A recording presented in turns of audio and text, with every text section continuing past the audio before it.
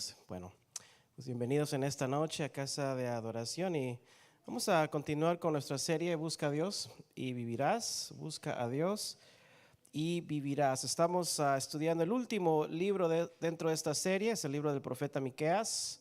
Así que le voy a invitar que vaya abriendo su Biblia en Miqueas capítulo 7. Miqueas capítulo 7, versículo 8 en adelante. Miqueas 7:8. Bueno, estamos ya en el penúltimo, probablemente tema de esta serie. Y el último capítulo 7 de Miqueas, el profeta está presentando a la nación de Judá la esperanza de la restauración de Dios. Miqueas 7:8. ¿Cuántos saben que Dios es un Dios que restaura? ¿Sí? En el tema anterior vimos la degradante y decadente condición moral, social y espiritual del pueblo de Dios. A raíz de la condición en la que estaban ellos, vale la pregunta, ¿cómo una nación como Israel, o sea, teniendo al Dios vivo de su lado, por cierto, viendo las maravillas de Dios, cómo el pueblo de Israel pudo llegar a caer en tal deplorable condición?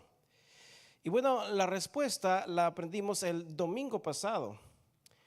Y es que ellos dejaron de recordar la gracia de Dios. ¿Se acuerda que hablamos acerca de la gracia de Dios en el libro de la carta de Pablo a los Corintios? La gracia de Dios. Precisamente fue la gracia de Dios que los habría rescatado. Ellos olvidaron de dónde habían sido libertados. Es más, mucho antes que Judá o Israel fuera nación, Dios ya les habría dicho en Deuteronomio, les habría dado el mayor mandamiento para que no les pasara lo que les pasó. Y fue muy simple. Dios dijo: amarás a Jehová tu Dios con todo tu corazón, con toda tu alma y con todas tus fuerzas. Es el primer y más grande mandamiento, ¿sí? ¿Y cómo deberían amarle? Obedeciendo sus mandamientos. Pero algo aquí muy importante, fíjese. Antes de la obediencia viene el agradecimiento. Si no hay agradecimiento en el corazón, no hay obediencia, ¿sí? Los hijos obedecen porque se supone que son agradecidos, ¿sí? Antes de la desobediencia ocurre la falta de agradecimiento. O sea, la obediencia nace de un corazón que vive agradecido, ¿sí o no? El decaimiento del pueblo de Dios comenzó antes que en la desobediencia. Comenzó cuando ellos empezaron a olvidarse de Dios. Sobre todo dejaron de recordar la gracia que los sacó de la tierra de Egipto y de la casa de servidumbre. Y Dios les habría advertido mucho antes de que fueran nación. Dios les dijo: no estén muy cómodos cuando les entregue casas que no han construido. No estén muy cómodos cuando entren en ciudades que no han edificado. No estén muy cómodos cuando coman y se sacien de la tierra que no han sembrado. No estés muy cómodo en el mundo. En otras palabras, el Señor diría: cuídate de no olvidarte de Jehová tu Salvador. ¿Saben por qué pecamos seguidamente? ¿Saben por qué ofendemos? ¿Saben por qué no perdonamos? ¿Sabes por qué no amamos de verdad? ¿Sabes por qué? Porque nos hemos olvidado de Dios. Nos hemos olvidado de dónde nos sacó Dios, de dónde nos rescató Dios. Porque un corazón agradecido, ¿qué hace? Y obedece a Dios. Agradece y obedece a Dios. En otras palabras, Dios antes de la desobediencia a Israel les habría dicho: no te olvides que no tenías nada y yo te lo di todo. Pero a veces pensamos que todo lo que tengo es por gracia, y nos olvidamos de Dios. Jehová les había dicho: no te olvides que eras esclavo y yo te di tu libertad. No te olvides que no eras nación y yo hice de ti una nación grande. No te olvides que no tenías nombre, pero yo te he puesto nombre y mío eres tú. Cada vez que pecamos, cada vez que fallamos a Dios, es porque en ese momento nos hemos olvidado acerca de la gracia de Dios. En ese momento hemos olvidado a Dios.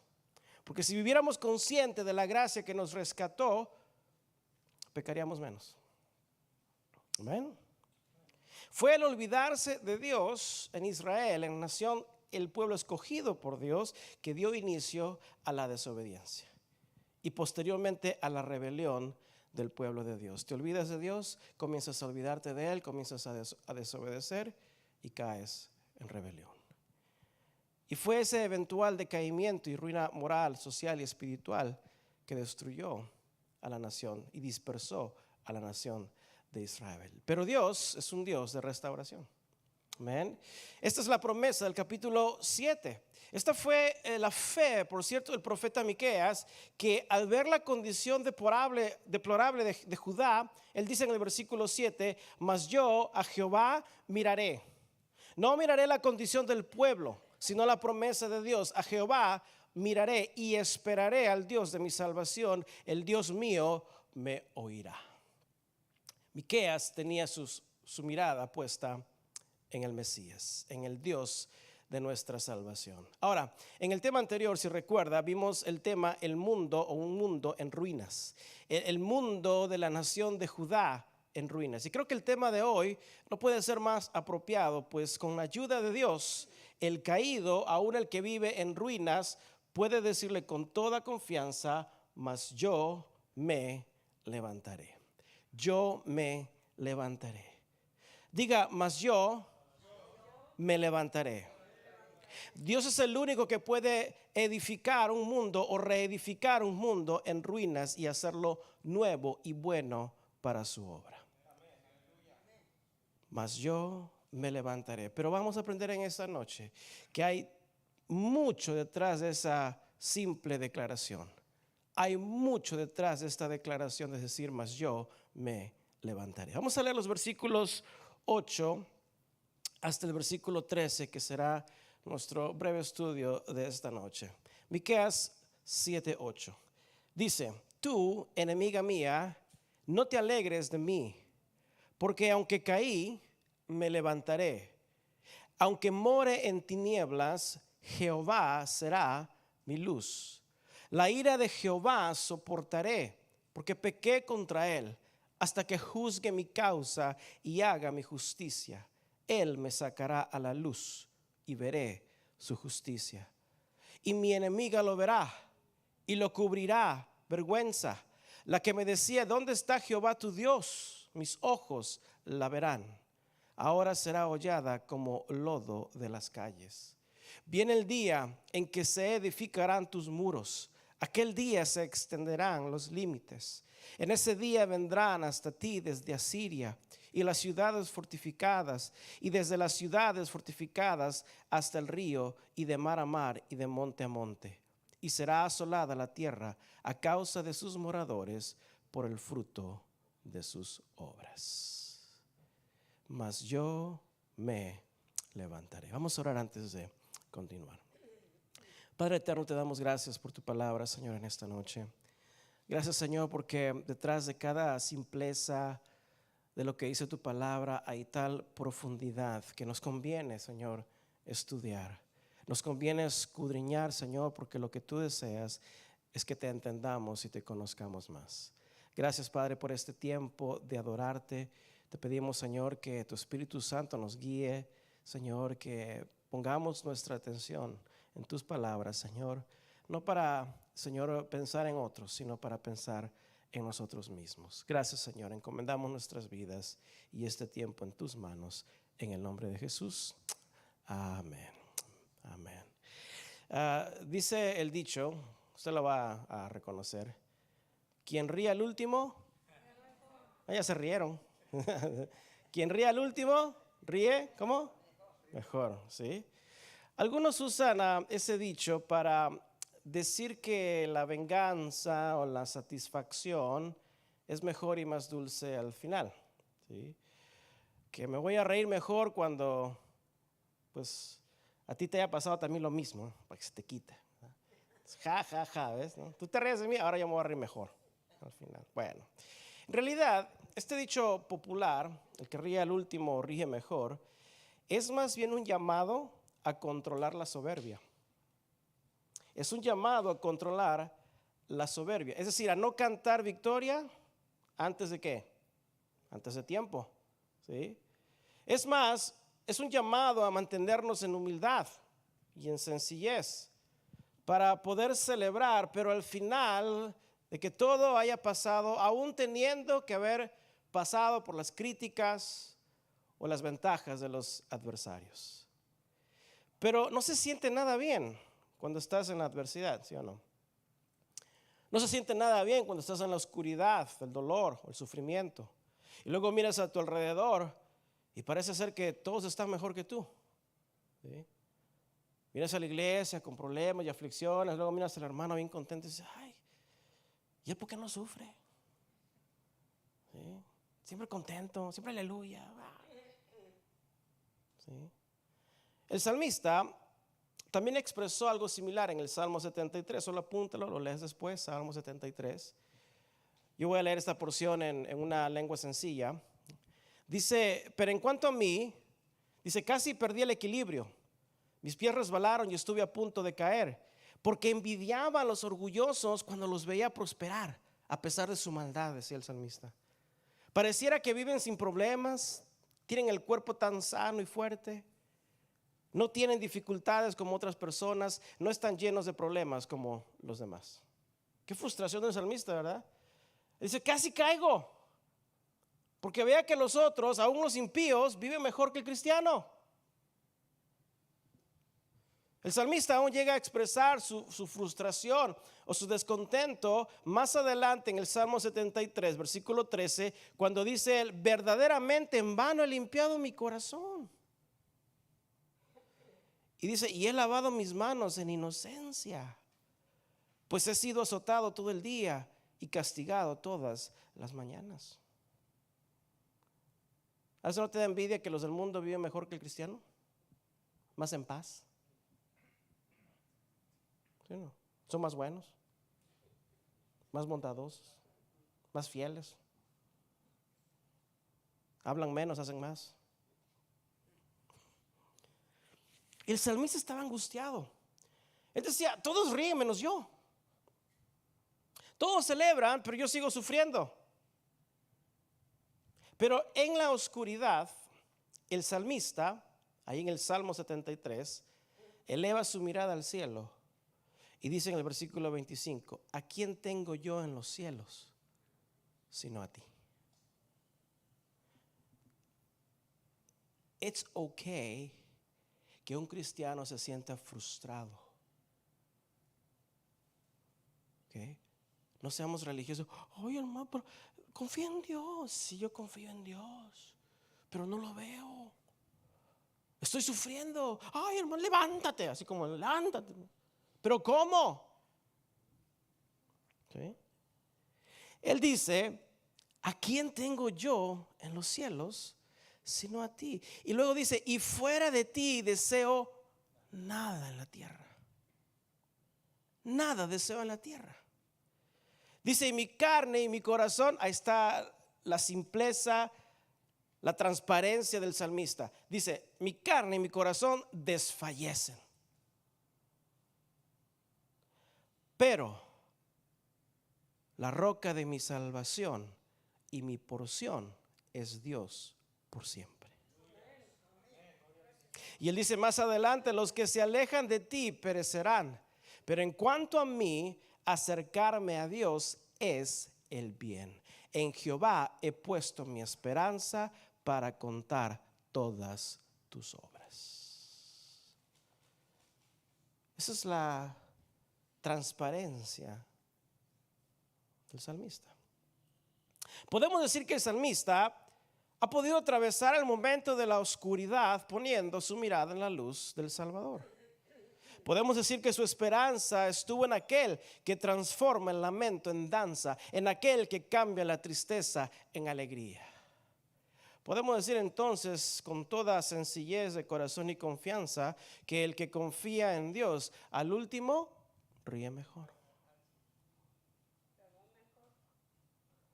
El que confía en Dios al último goza mejor. Dios no deja en vergüenza a sus hijos. Ahora, detrás del título de este tema, mas yo me levantaré, no es una simple declaración en nuestras fuerzas. Quiero que entendamos eso. La primicia de Miqueas, la seguridad de Miqueas al decir en el versículo 8, porque aunque caí, me levantaré, no está basado en sus propias fuerzas. O sea, decir simplemente me caí, me levantaré, o decirle a un hermano, pues levántate en el nombre del Señor, tú eres fuerte y poderoso, levántate, Dios te da las fuerzas, ¿verdad? Ay, hermanos, pero es que porque estoy pasando es difícil. Pues ora, hermano, ora, ayuna, canta al Señor, pon salmos, pon cánticos, anda, levántate, ya. Sí. Y no sabemos cómo ministrar el alma. Porque decir simplemente caí pero me levantaré parece una expresión muy precaria. Es decir, ¿en qué te basas que dices que te vas a levantar? Es una declaración nada más así, ¿verdad? ¿En tus fuerzas? ¿En qué te basas? La expresión no es precaria y sin los recursos suficientes, sino que antes Miqueas bien reconoce la condición de su pueblo. Es un mundo en destrucción, es un mundo en ruinas. Miqueas reconoce que en la oscuridad, por ejemplo, Jehová será mi luz, dice él. ¿En dónde se identificaba Miqueas? En el pecado del pueblo. En la oscuridad veré la luz que es Jehová. Está hablando de confianza, de poner su mirada, como él dijo en el versículo 7, a Jehová miraré, esperaré al Dios de mi salvación, el Dios mío me oirá. Miqueas estaba poniendo su confianza en lo venidero, en el Mesías, en la restauración de Dios para su pueblo. Nosotros, la iglesia, ponemos nuestra confianza en el pasado, en la obra del Mesías, en la cruz, en la obra de Jesucristo. Aquellos miraban el futuro, nosotros vemos el pasado. Por lo tanto, la cruz de Cristo, sea antes o después, nuestra fe sigue siendo en el Mesías, en el Hijo de Dios. Ellos en el que había de venir y nosotros en el que ha venido, murió y resucitó y vendrá otra vez. En él confiamos. ¿Sí? Entonces las palabras de Miqueas al decir, mas yo me levantaré, porque aún caí, pero me levantaré, no viene de un corazón autodependiente, no viene de un corazón orgulloso o independiente de sí mismo, no. Viene de un corazón contrito, diga contrito, pero determinado. ¿Qué es contrito? Sí, es contrite. ¿Qué es contrito? ¿Qué significa contrito? No. Hecho pedazos. Sí. Imagínate una galleta, ¿verdad? ¿La quieres? Ahí está. Pedacitos. Destrozado. Un corazón contrito, pero determinado. Parecen dos palabras opuestas, ¿verdad? ¿Cómo un corazón así hecho pedazos tiene las fuerzas para tener determinación? Ahorita lo vamos a aprender. Esta expresión viene de un corazón también quebrantado, pero atrevido a confiar en Dios. Es decir, caído, pero Dios me levantará. La primicia del corazón de un creyente es vivir quebrantado por sus pecados, pero esperanzado y expectante de la restauración de Dios. Así creemos para uno mismo y así creemos para los demás. Dios te va a restaurar. Es decir, el creyente debe vivir quebrantado pero determinado, herido pero esforzado, caído pero confiado. Es decir, porque somos de carne y pecamos contra Dios, debemos vivir quebrantados. No debe haber ni una onza de autojustificación en nosotros.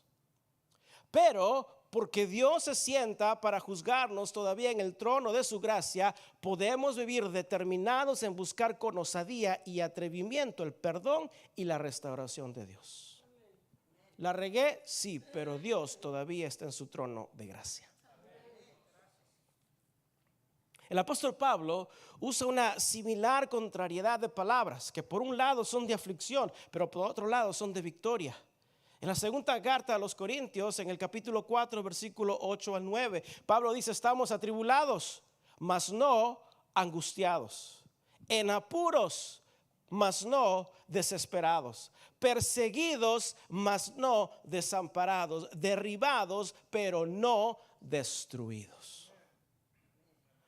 Una contradicción entre el sufrimiento, la adversidad, pero por otro lado Cristo también nos ha dado la victoria. Y luego él dice: llevando en este cuerpo la muerte de Jesús. Pregunta: ¿qué fue lo que llevó a Cristo a la muerte? Nuestros pecados. Tu pecado, mi pecado fue lo que llevó a Cristo a la cruz. Es decir, sufrimos por la causa de Cristo, por hacer el bien, y seremos rechazados por el mundo, pero aceptos por Cristo. Y por otro lado, el pecado en nosotros, sufrimos por la causa de Cristo cuando queremos hacer el bien de Dios y fallamos y hacemos el mal. Eso decía Pablo: el bien que quiero hacer no lo hago, pero aquel mal que no quiero hacer, eso hago. Y es el apóstol Pablo.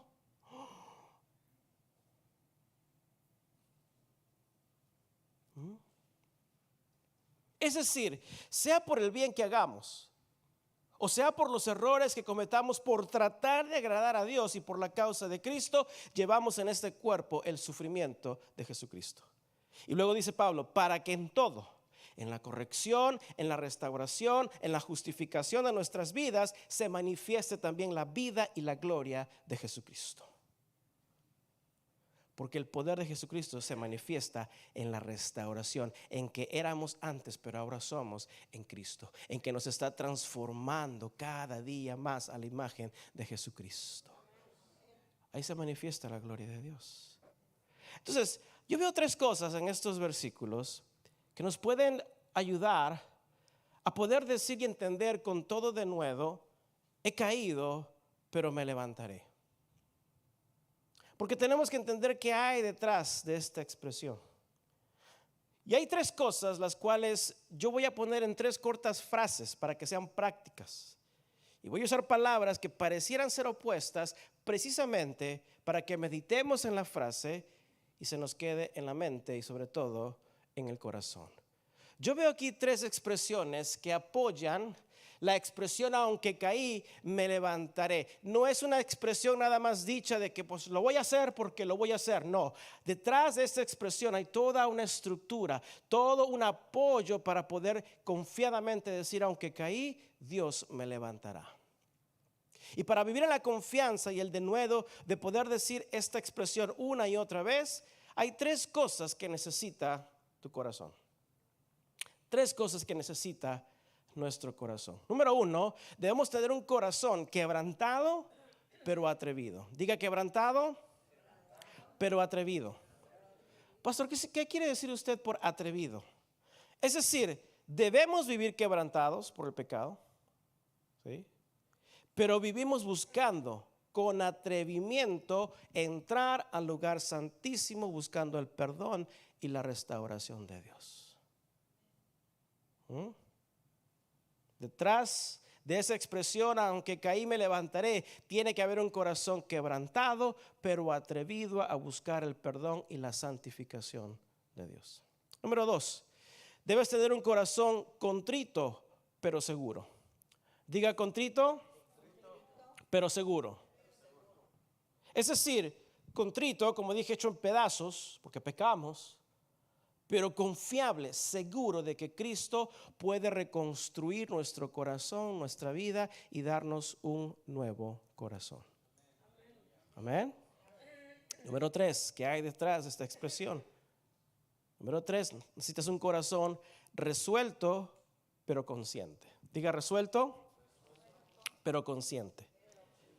Es decir, consciente de que todos quedamos cortos de la gracia de Dios. ¿Qué quiere decir eso? Que quedamos muy cortos, por más bueno que nos consideremos, quedamos muy cortos de hacer la completa voluntad de Dios. Para eso está la gracia, porque no alcanzaríamos las bondades de Dios, no alcanzaríamos a cumplir los mandamientos de Dios si no fuera por la gracia que Cristo dio.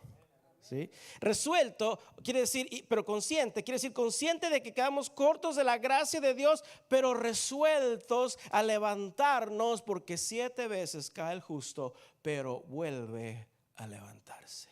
Es decir, aunque caí, me levantaré. Estas tres condiciones del corazón son muy importantes para que esta expresión se convierta en una realidad en nuestras vidas. Esa fue la confianza de Miqueas al ver la condición espiritual del pueblo de Dios. Y en esta porción que vamos a leer, vamos a ver esas 3 condiciones del corazón, no necesariamente en orden, pero ahí están. El ser quebrantado, pero resueltos a ser restaurados, contritos de corazón, pero seguros de poder ser reedificados, conscientes de nuestras imperfecciones, pero resueltos a volvernos a levantar. ¿Para qué? Para que en todo lo que hagamos, que la gloria de Jesucristo se manifieste en nuestros cuerpos. Miqueas se identifica con un pueblo en decadencia, con esa convicción en su corazón, a pesar de la oposición o de la realidad. Él dice en el versículo 8, dice: tú, enemiga mía, no te alegres de mí. Esto no está hablando de otra persona, ¿ok? No vaya a ir con la hermana, esa hermana, enemiga mía. No. Nuestra lucha no es contra carne ni sangre, sino contra huestes espirituales de maldad. Pero Miqueas está hablando de Judá, hablando acerca de Judá, diciendo, refiriéndose a la nación de Asiria. Judá diría: Asiria, esa es la nación enemiga, no te goces, no te alegres de mí. Asiria fue uno de los más grandes asediadores, enemigos de Israel, destructivos como el pecado, burladores y acusadores como el diablo. Ahora, los asirios acreditaban sus conquistas a sus dioses. Por eso ellos se burlaban de la nación de Israel. Y de allí el versículo 10, donde dirían ellos: hey, Israel, Judá, ¿dónde está Jehová, tu Dios? Y miren lo que sigue en el versículo 8. Aunque caí, dice, me levantaré. Aunque more en tinieblas, Jehová será mi luz. ¿Cuál de estas 3 condiciones del corazón está expresado en ese versículo? ¿Cuáles creen?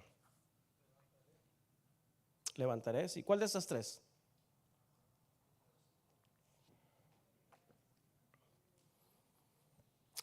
Si usted dijo todas, está en lo correcto. Las 3 están allí en este simple versículo. Aunque caí y aunque more en tinieblas, es un corazón contrito, es un corazón quebrantado, es un corazón consciente de dónde estoy. He pecado, he fallado, hice lo malo delante de Dios. Ahí están esos 3. Pero me levantaré, y aunque esté en tinieblas, Jehová será mi luz. Eso es un corazón atrevido por buscar la gracia de Dios, seguro, resuelto en ver la restauración de Jehová. ¿Sí lo ve? Entonces, ¿por qué podemos decir esto con toda confianza? ¿Por qué Miqueas pudo decir: en la oscuridad, en las tinieblas, Jehová será mi luz? ¿Sabes por qué? Porque mucho tiempo después, el Mesías, Cristo Jesús, en la cruz, pasaría por el peor tiempo de oscuridad. El día más oscuro en la historia de la humanidad fue cuando Cristo en la cruz estaba por entregar su espíritu. Y dice la escritura que toda la tierra se llenó de tinieblas. En ese momento, la oscuridad, por cierto, por nuestros pecados, invadió la vida de Cristo. En ese momento fue cuando Cristo expresó: Elí, Elí, lama sabactani. Dios mío, ¿por qué me has desamparado? Sin embargo, en ese momento, En el momento más oscuro de la historia, Dios no pudo haber estado más cerca de su Hijo Jesucristo, reconciliando al mundo consigo mismo y restaurando, reconstruyendo, restableciendo el camino a la vida eterna que es Cristo Jesús. En el momento más oscuro de la historia, Dios no pudo haber estado más cerca de su Hijo porque le agradó el sacrificio que Él hizo en la cruz. Dale un aplauso al Señor, si no le aplaudas. Mejor no le aplaudas. En el momento más oscuro, Dios el Padre estuvo más cerca de su Hijo. ¿Qué te dice eso a ti y a mí? Que en el momento, iglesia, más oscuro de nuestras vidas, Cristo no puede estar más cerca de nosotros, porque Él prometió no abandonarnos ni tampoco desampararnos. Por eso Miqueas pudo decir: en el tiempo, en las tinieblas, allí puedo ver la luz que es Jehová. Dios no abandonó al Hijo porque en ese momento Dios vio con agrado la obediencia en el sufrimiento de su Hijo por amor al Padre. En el momento el corazón se siente sí quebrantado, contrito, consciente, pero podemos estar seguros, resueltos, confiados, determinados en buscar ser reconciliados con Dios. Por eso con toda certeza Miqueas habla proféticamente de aquella oscuridad que Cristo el Mesías sufriría. Pero aún en la oscuridad, aún en las tinieblas, Jehová sería su luz. Y ciertamente lo fue el Padre con el Hijo, porque al tercer día Cristo Jesús resucitó. Y por cierto, ¿sabes dónde se aprecia mejor la luz? En la oscuridad. Porque aquí todos brillan por Jesucristo. Parecen aeropuertos. Mucha luz hay acá. Pero la luz de Cristo se aprecia en la debilidad. Ahí es cuando el que es débil puede decir: en Cristo fuerte soy. No soy yo, mas es Cristo en mí. Aunque caí, me levantaré. Vamos al versículo 9. Vamos a ver qué condición del corazón vemos aquí de estos tres. Dice: la ira de Jehová soportaré. Piensa en esa expresión: la ira de Jehová soportaré. ¿Alguno de ustedes que ha pecado, se pararía delante de Dios: Señor, dame como tal y me lo merezco? Dame. No, ¿verdad? Todos claman por misericordia. Ahí se acuerdan los versículos, todos los versículos que hablan de misericordia. ¿Qué dice Miqueas? La ira de Jehová, ¿qué? Soportaré. ¿Por qué? Porque así Dios le gusta castigar, así por así. No, porque pequé contra Él. Hasta que juzgue mi causa y haga mi justicia, Él, fíjate, me sacará a la luz y yo veré su justicia. Ok, otra vez examen. ¿Cuál de estas tres condiciones del corazón está expresada aquí? Si usted dijo las tres, muy bien, desea otro punto. Ya van dos. Las tres. El corazón está consciente porque dice: porque contra ti pequé. Está contrito y quebrantado de haberle fallado a Dios, pero no se hunde en su pecado. No se hunde en su soledad, sino que atrevidamente acepta la corrección de Dios y dice: la ira de Jehová soportaré. Pero vive seguro. Entra con atrevimiento a los altares de Dios para presentarse delante del trono de su gracia. Y Cristo, como el justo abogado, está intercediendo por nosotros. Yo esperando y Cristo intercediendo hasta que Dios, como dice allí, juzgue mi causa y haga mi justicia. Porque cuando pecamos, lo primero que hacemos delante de Dios es sacar todas las excusas del mundo, ¿sí o no? No fui yo, fue el diablo que me hizo caer. ¿Sí? No fui yo, fueron los hijos que hicieron esto. No fui yo, fue aquel, no fui yo. Así juzgamos, ¿sí o no? Cuando pecamos, no fui yo. Sin embargo, Un corazón quebrantado, pero atrevido, contrito, pero seguro, resuelto, pero consciente. Dice, yo no me voy a defender. Yo me voy a presentar delante de Dios consciente de lo que hice. No me voy a defender porque Cristo es mi defensor. No me voy a justificar. He pecado contra Dios, pero Cristo es mi justificación. No voy a bajarle al grado de mi ofensa. Porque a veces queremos hacer eso, ¿verdad? Ay, sí, es que fue un pescadito. Un pecadito fue. Chiquito. No voy a bajarle al grado de mi ofensa. No voy a pedir una reducción de sentencia a cambio de un buen comportamiento, porque he ofendido a Dios y Dios tiene todo el derecho de estar enojado conmigo. ¿Sí? Tampoco voy a pagar una fianza para quedar bien con Dios. Es decir, cuando le decimos a Dios, Señor, si me perdonas y me libras de esta, te prometo que me voy a portar bien. Te prometo que voy a leer todos los días la Biblia. Te prometo que voy a orar. Te prometo y te prometo. Eso es chantaje. ¿Sí o no? Si no, más bien me voy a presentar ante Dios reconociendo que he pecado para recibir el justo castigo por mis ofensas. No voy a pedir fianza porque Cristo ya pagó el precio de mi redención. No voy a pedir libertad condicional porque Cristo ya me ha hecho totalmente libre de la condenación del pecado. Tampoco voy a pedirle a Dios, Dios, considera todo lo que he hecho antes de ti, porque eso es soborno. En lugar de eso, me voy a presentar delante del Dios justo y verdadero y estar resuelto a decir, como dijo el salmista, por tanto confesaré mi maldad y me contristaré por mi pecado. Pero también sé que con toda confianza de que Dios es misericordioso, que es clemente, que es lento para la ira y grande en misericordia. Antes de hablarle a Dios de su misericordia, primero hablemos a Él de nuestro pecado, luego pidamos misericordia.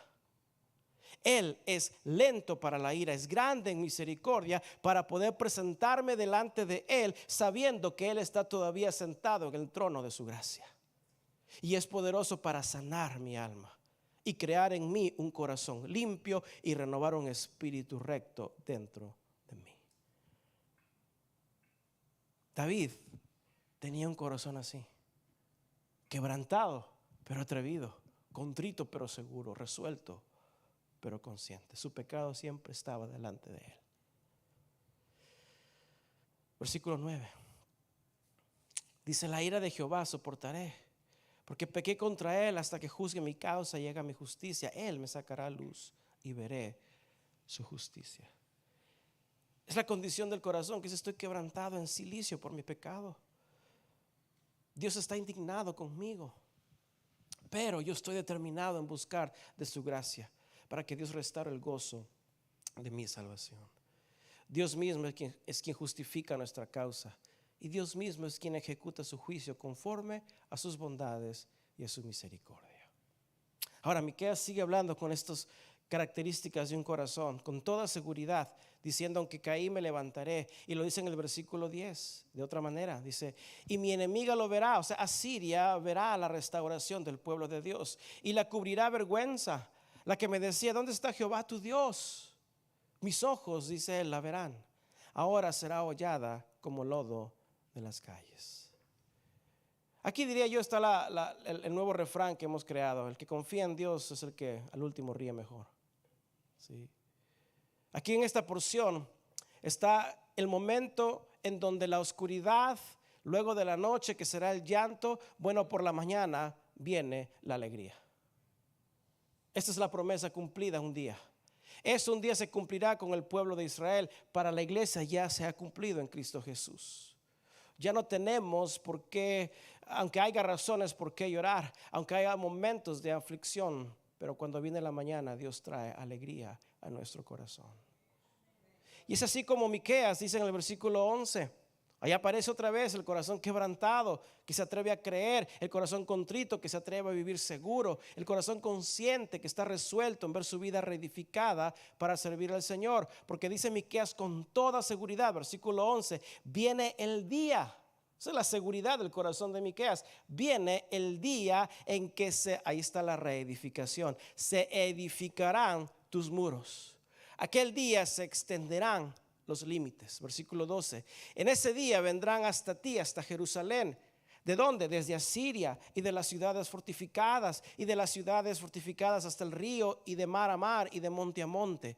Muchos, incluyendo los enemigos de Israel, vendrán.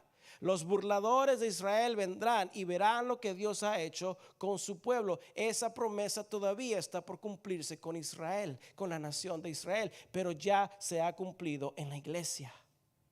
Ya se ha cumplido en la iglesia porque Cristo Jesús venció al pecado y venció la muerte y los hizo públicos allí en la cruz. ¿Sí? Versículo 13 dice: y será asolada la tierra de los enemigos de Israel, a causa de sus moradores, por el fruto de sus obras. Miqueas sabiamente ha podido equilibrar esta verdad y toda confianza que el creyente puede decir: aunque tropecé y caí, me levantaré. No es una expresión dicha por decir. Es una expresión que detrás de ella hay un corazón quebrantado, hay un corazón contrito, consciente pero resuelto en buscar la gracia y el perdón de Dios. Hay mucho detrás de esa expresión. Esto es lo mismo que Dios nos dio, por cierto, en Corinto el domingo pasado, acerca del poder de la resurrección de Cristo. Porque para nosotros tener esa confianza, para estar seguros, conscientes y atrevidos de entrar en el trono de Dios, en la presencia de Dios, todo eso lo debemos a la gracia de Dios. Y el domingo pasado hablamos que la gracia de Dios no es una gracia barata, es una gracia que tuvo un gran costo. Como dije, es la incapacidad natural de vivir en el cristianismo sin la intervención divina de un Salvador. Necesitamos de la gracia de Dios, pero iglesia, no es una gracia barata. No debemos tratarlo como algo barato o como una carta de auxilio que saco cuando estoy arrinconado y bueno, Dios es bueno y me va a perdonar y no me va a pasar nada. La gracia de Dios costó un gran precio. Justo en esta semana me llegó un artículo que decía: el problema de la iglesia reformada es una gracia barata. The problem of the Reformed Church is a cheap grace. Así es el artículo. El artículo particularmente destacó el libro escrito por Dietrich Bonhoeffer. Es un alemán. Dietrich fue un joven teólogo en Alemania. Desafió a Hitler y el orden nazi en Alemania. Y Dietrich fue sentenciado a la horca, ejecutado el 9 de abril de 1945 en un campo de concentración. Él escribió un libro titulado El costo de ser discípulo. Y lo primero que Dietrich expone es el problema del pueblo de Judá, un pueblo escogido por Dios para demostrar la gracia de Dios. Él identifica el problema en Judá como identifica el problema en la iglesia. Y él escribe esto, dice: tratar la gracia de Dios como algo barato es el enemigo mortal de la iglesia. Tenemos que luchar, dice él, por una gracia que lleva el gran costo de la vida y sacrificio de Cristo. Él sigue diciendo: una gracia barata es predicar el perdón sin el requerimiento del arrepentimiento. Es la aceptación sin la corrección, es la comunión sin la confesión, es querer crear discípulos sin el dolor de la cruz. Él sigue diciendo: una gracia barata es querer complacer al creyente y tenerlo contento. Y por otro lado es dejarlos para que la gracia los ministre, para que la gracia los abrace, para que la gracia los consuele sin la intervención del cuerpo de Cristo. Eso, dice él, es una gracia barata. Es una gracia barata solo decirles que la gracia es suficiente en lugar de decirles sigue a Cristo. Y él dice: pues solo el hombre que tiene el derecho de poder decir que solo por gracia ha sido justificado es el hombre que realmente ha renunciado al mundo y lo ha dejado todo por la causa de Jesucristo. Wow. Y el artículo sigue diciendo, esas fueron las palabras de Dietrich: Pero el artículo sigue elaborando el problema de la iglesia y dice: el problema de la iglesia reformada es que se apoya en una gracia barata. La gracia de Dios no ha sido reformada. La gracia de Dios sigue siendo la misma que demostró Cristo en la cruz. Es una gracia que dependía del Padre. Es una gracia que fue quebrantado por el dolor del pecado, indignada por la elección del pecado. Es una gracia que sufrió el oprobio, que aceptó la culpa aunque no había culpa en él. Es una gracia que sufre, pero es la gracia que nos dio la victoria juntamente con Cristo. Y dice el artículo: es una gracia que busca la salvación de Dios, que con quebranta en el corazón se acerca a la cruz de Cristo. Es la gracia que en la oscuridad puede ver la luz de Dios, que sin fuerzas todavía clama a Dios, porque sabe que aún en el silencio de la indignación por parte de Dios, Dios escucha nuestras oraciones.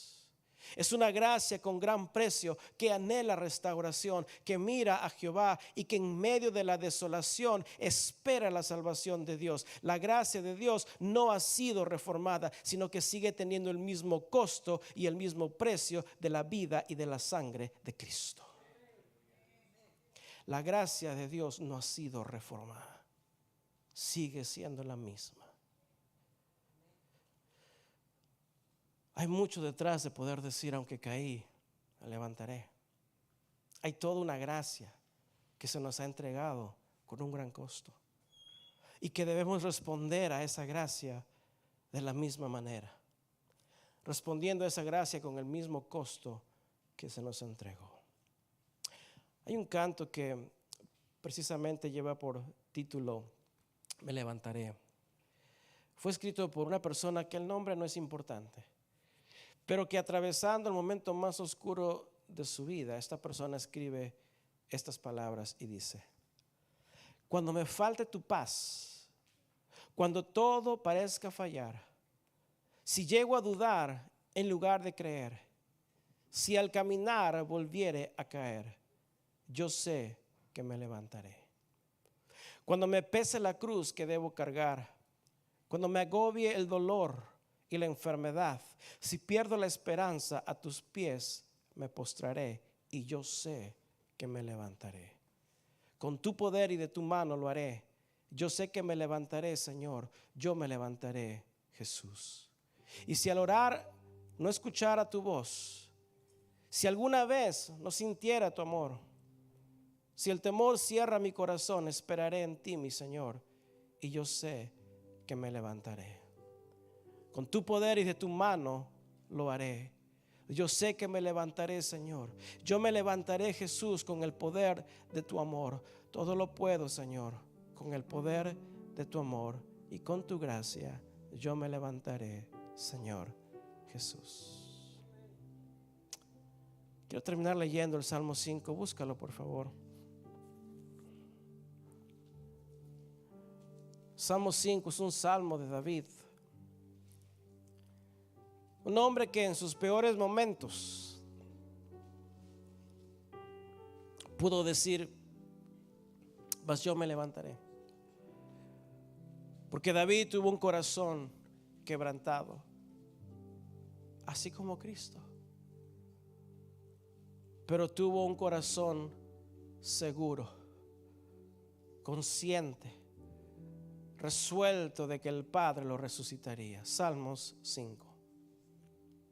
Dice en el versículo 1: yo quiero que medites en estas expresiones del corazón. Fíjate cómo ahí el salmista expresa este tipo de corazón. Dice David, Salmo 5:1: escucha, oh Jehová, hasta la osadía. Escucha, oh Jehová, mis palabras. Considera mi gemir. Está atento a la voz de mi clamor. Rey mío y Dios mío, porque a ti oraré. Oh Jehová, de mañana, fíjate la firmeza, la seguridad, el atrevimiento, lo resuelto que estaba David en decir: oh Jehová, de mañana oirás mi voz. De mañana me presentaré delante de ti. ¿Y qué voy a hacer? Y esperaré. Porque tú no eres un Dios que se complace en la maldad. El malo no habitará junto a ti. Los insensatos no estarán delante de tus ojos. Aborreces a todos los que hacen iniquidad. Pero lee el versículo 11. Pero alégrense. Alégrense todos los que confían en Jehová. Den voces de júbilo para siempre, porque tú los defiendes. En ti se regocijen los que aman tu nombre. Porque tú, oh Jehová, bendecirás al justo, como con un escudo lo rodearás a tu favor. Dime tú si el corazón de David no es un corazón quebrantado, pero atrevido, contrito, pero seguro, resuelto, pero consciente. Es así, iglesia, que podemos decir con toda seguridad que si algún día hemos de tropezar, con toda confianza en el Señor podemos decir, pero también, así como caí, así también me levantaré. Esta es la promesa que tenemos en Cristo, que en este mundo tropezaremos, pero su gracia nos sostendrá, su gracia nos levantará. Y esa misma promesa será la que un día, si morimos en Cristo, seremos levantados por última vez. Porque el Señor mismo, con voz de mando, con voz de arcángel y con trompeta de Dios, descenderá del cielo, y los muertos en Cristo resucitarán primero. Cristo Jesús los levantará. Cristo nos levantará a un lugar eterno, donde dice la Escritura que Cristo enjugará toda lágrima, y no habrá más muerte, ni más llanto, ni más dolor. Porque estas primeras cosas, esto que vivimos, estas primeras cosas tienen que ser así, para que lo postrero sea cumplido. Pues el que está sentado en el trono dijo: he aquí, yo hago nuevas todas las cosas. Con toda seguridad, amada iglesia, podemos decir: Señor, aunque tropezare, yo sé que tú me levantarás. Cierra tus ojos. Padre celestial, qué hermosa promesa tenemos en la sangre y el sacrificio de Cristo, que fue tu gracia entregada a nosotros por amor a ti mismo. Padre, Señor, estas son palabras que alientan nuestras vidas, Señor. Que aunque tropecemos, Padre, tu palabra nos promete: tú nos levantarás. Tú levantarás nuestras vidas, Señor, del hoyo, del abismo, de donde hayamos caído, Señor. Padre, tu mano tiene el poder. Así como tu mano poderosa sacó a Israel, Señor, de la tierra de Egipto, así con poder tú puedes levantar a tus hijos, Señor. Padre, ayúdanos, Señor, a desarrollar un corazón, Padre, que reconoce, Señor. Un corazón, Padre, que vive contrito, humillado. Señor, muchas veces te hemos fallado, pero Padre, Señor, tu gracia es más que suficiente. Que no tomemos ventaja, Señor, de tan preciosa gracia entregada en Cristo, sino que correspondamos con el mismo sacrificio que tú, Cristo Jesús, nos demostraste. Ayúdanos, Señor Padre, a vivir, Señor Padre, con ese corazón, reconociendo, Padre, que tú, siendo Dios de misericordia, eres un Dios, Padre, que también restaura, reedifica, Señor, nuestras vidas. Y nos puedes usar, Señor, para tu gloria y para tu honra, Señor. Gracias, Cristo Jesús, porque la mejor promesa está en aquel día en donde tú nos levantarás por última vez y estaremos en la presencia de nuestro Salvador. Te adoramos, Señor. Levanta tus manos allí. Ora delante de Dios. Pídele al Señor que ministre tu corazón, ministre tu vida. Que ni por un momento pensemos de alguna manera ser dignos de haber recibido la gracia de Dios.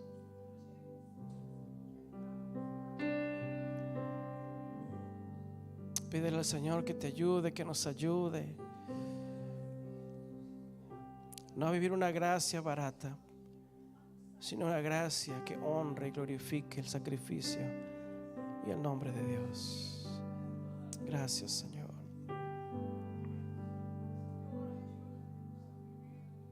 Gracias, Señor. Padre, Señor, oramos.